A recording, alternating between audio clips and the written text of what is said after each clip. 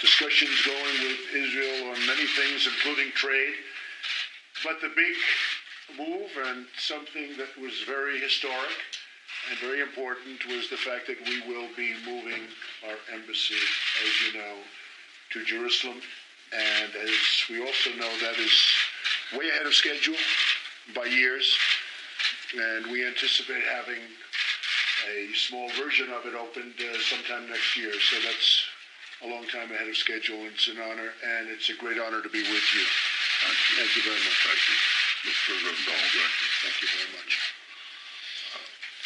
Mr. President, I want to say something, because this is the first meeting you've had since your historic decision to recognize Jerusalem as Israel's capital and to move the embassy, and now to expedite the movement of the embassy to Jerusalem. And I want to say that this is a historic decision that will be forever etched in the hearts of our people for generations to come. People say that this pushes peace backward. I say it pushes peace forward, because it recognizes history, it recognizes the present reality, and peace can only be built on the basis of truth. By recognizing history, you've made history, and we will always remember that. We also support you completely and your stalwart position on the Iran nuclear deal. You said it's a disastrous deal. You said that if its fatal flaws are not fixed, you should walk away from it, and I want you to know that if you decide to do that, then we will back you all the way. We also appreciate the fact that you confront Iran's aggression with us and with other parties in the region as never before. I've never seen the realistic alliance between the United States, Israel, and your other allies in the region as strong, as unified as it is under your leadership. And the last point is, you stood up for Israel at the UN in a remarkable way, rock-solid support. This is a place, it's a house of slander against Israel and against the United States, and by word and deed, you've told them enough is enough.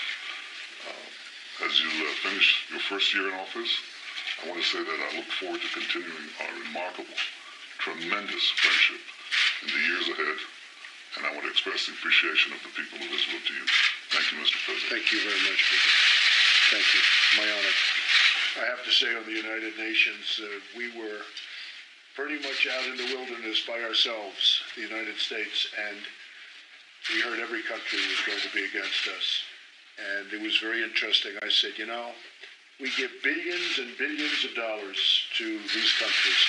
It amounts to hundreds of millions and sometimes into the billions for certain countries, and they vote against us.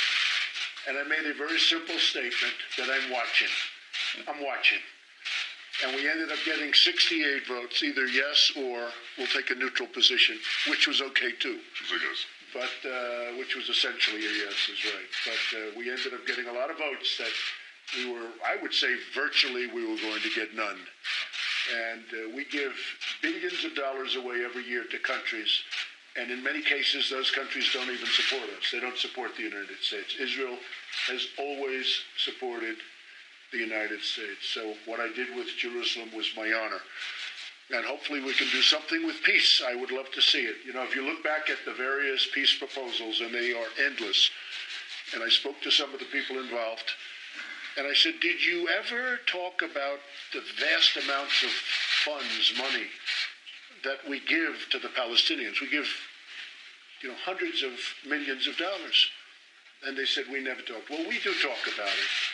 And when they disrespected us a week ago by not allowing our great vice president to see them, and we give them hundreds of millions of dollars in aid and support, tremendous numbers that nobody understands. That money is on the table, and that money is not going to them unless they sit down and negotiate peace. Because I can tell you that Israel does want to make peace, and they're going to have to want to make peace too, or we're going to have nothing to do with it any longer. This was never brought up by other negotiators, but it's brought up by me. So I will say that the hardest subject they had to talk about was Jerusalem. We took Jerusalem off the table, so we don't have to talk about it anymore. They never got past Jerusalem. We took it off the table. We don't have to talk about it anymore. You won 1 point, and you'll give up some points later on the negotiation, if it ever takes place. I don't know that it ever will take place. But they have to respect the process also, and they have to respect the fact that the U.S. has given tremendous support to them over the years in terms of monetary support and other support. So we'll see what happens with the peace process, but respect has to be shown to the U.S., or we're just not going any further. Thank you all very much.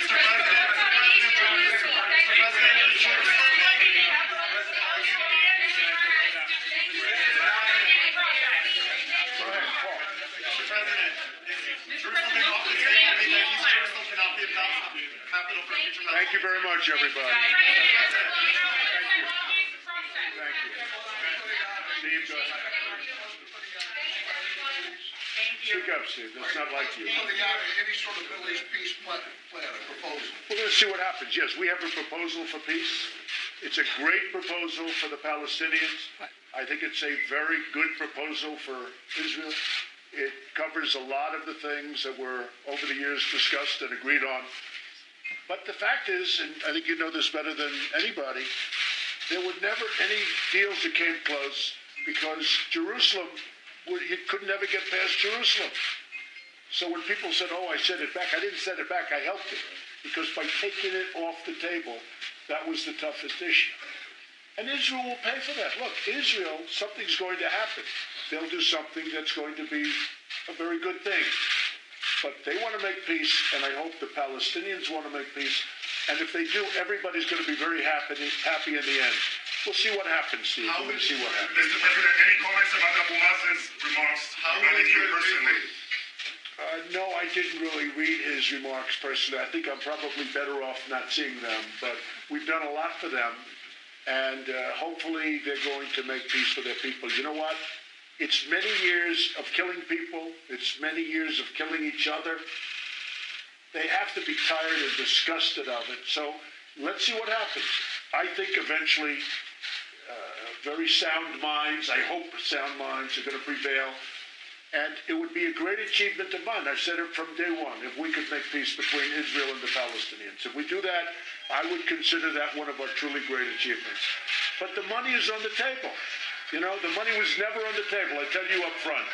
We give them tremendous amounts, hundreds of millions of dollars a year. That money is on the table. Because why should we do that as a country if they're doing nothing for us? And what we want to do for them is help them. We want to create peace and save lives. And we'll see what happens. We'll see what happens. But the money is on the table. Thank you very much, everybody.